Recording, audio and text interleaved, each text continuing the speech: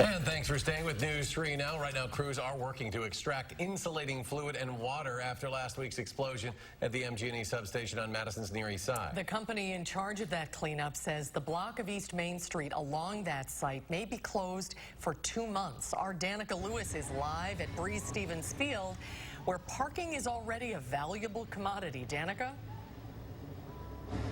That certainly is right, Susan and Eric, and it is for events like this one right here. The sun just came out on bodega nights. It's a beautiful night for this, so they're expecting a decent crowd, but during a soccer match here, there can be thousands of fans that fill these stands. I wouldn't be able to be standing here right now, to be honest. And Breeze Stevens Field is far from the only place that needs a spot for customers to park. Parking around here is always tricky, especially with all the new venues going up. Larry Walsh has seen the chain reaction before.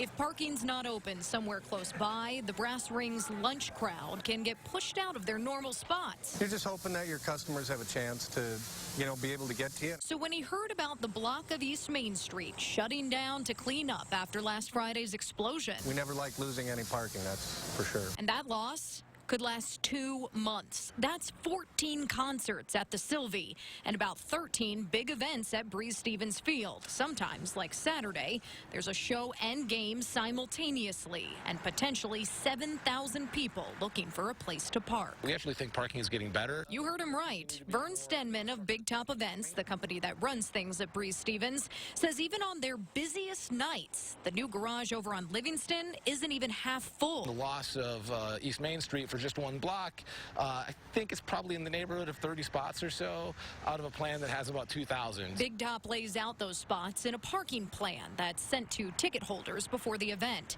Stenman says those 2,000 spaces are all within 4 blocks of the stadium. We actually have more spots secured for use for events here at Breeze Stevens Field than we have at Warner Park. They're just in weird spots, kind of off the beaten track. And while fewer 2-hour spaces could have a much bigger impact at Brass Ring. The worst that's going to happen is we're going to lose a block. For them to repair it correctly, that's not a big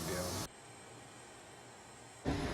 American Transmission Company is the company responsible for cleaning up at the substation site, and they're saying they are working as quickly and safely as possible to get everything in good working order and get East Main reopened. They're hoping to have a more definitive timeline set up pretty soon, but until then, guys, we should expect that 2-month deadline and maybe prepare a bit of a game plan before coming to this area. Yeah, always a good idea. Danica Lewis live at Breeze Stevens Field. Danica, thanks.